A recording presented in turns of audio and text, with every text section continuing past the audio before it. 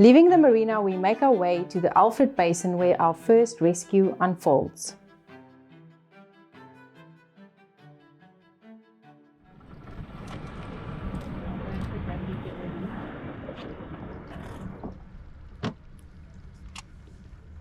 What's wrong with it?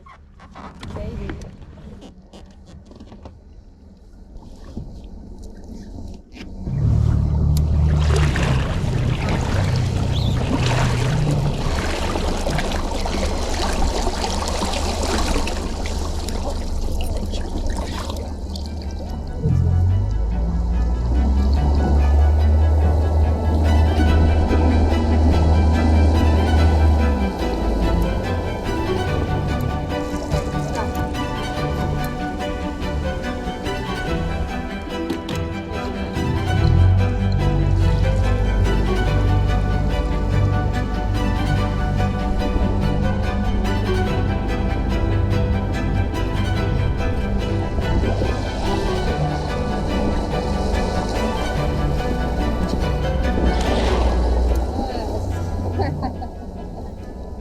Martine Falloon leads his team with a quiet willpower, unshaken in even the toughest rescues. What's going on with it? Looks like he's a bit waterlogged and he's a little bit weak, so we can get him nice and dry to check how strong he is. We can see if we need to send him to Sankob.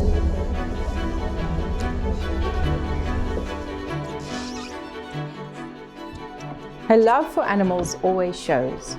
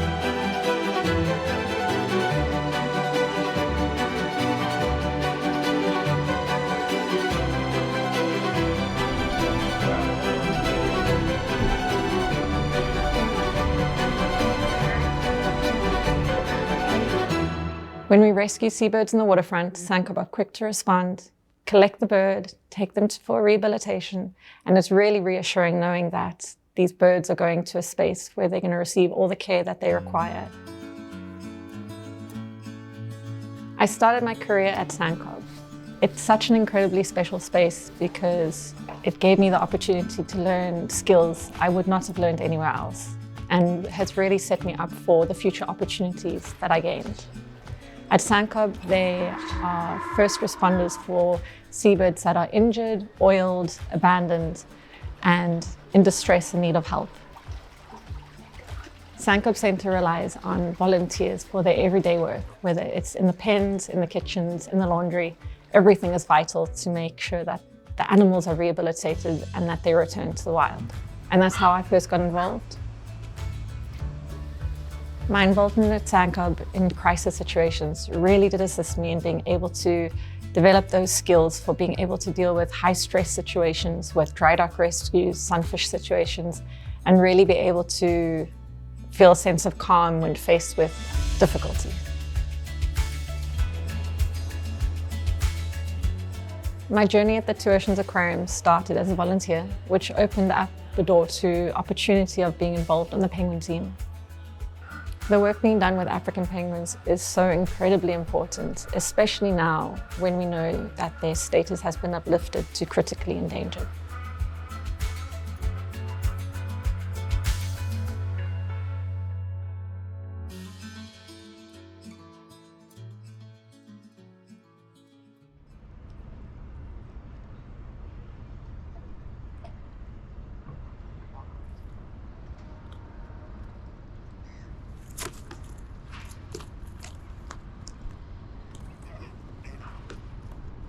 I've always been captivated by the intelligence of birds and the way that they survive by adapting no matter what. The Cape Cormorants that nest in the harbour built their nests on the timber railing underneath Old Port Captain's building that was built in 1904.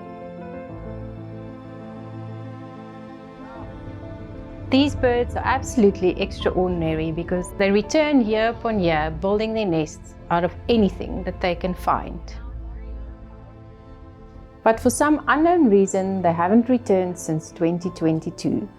So the team has decided to remove the nests in order to prevent the debris from spilling in the water.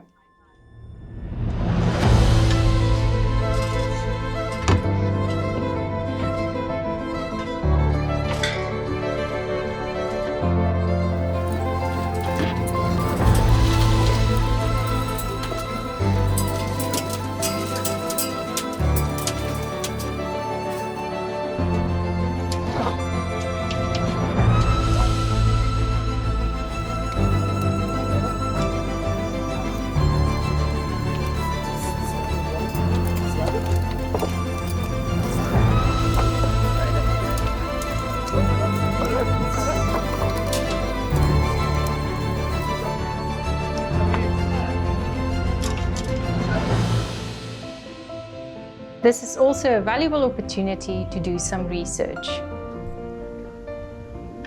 These cormorants have made use of various materials to build their nest, and we're wanting to see how much of the nest contents is made up of natural materials, biological materials like sticks and leaves and branches and anything that they use from a natural point of view to build a nest, and how much of this is synthetic.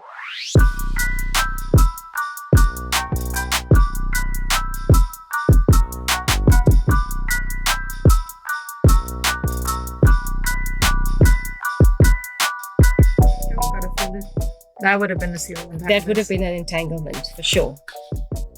And some element of man-made item.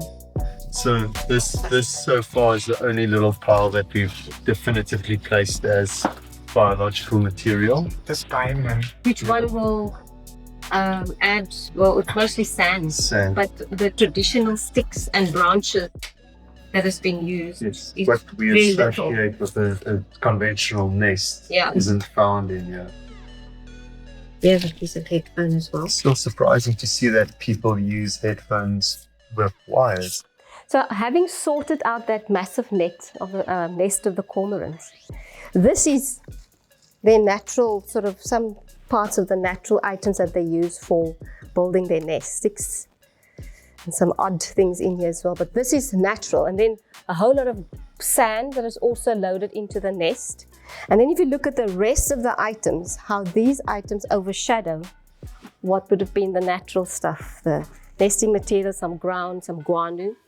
But plastic bags, net items, cable ties, completely overshadows fishing line, electrical cables, very odd items, but all man-made items, ropes from various industries, completely overshadows what it would have been. Absolutely. The natural items used for nesting. And I think even in here, lots of other things that they've used for nesting. So we can see either just how adaptable the animals are in finding other items to build their nest for the same purpose, but it's also showing how plastic is just getting in everywhere. Absolutely. You and I can, we take a spin.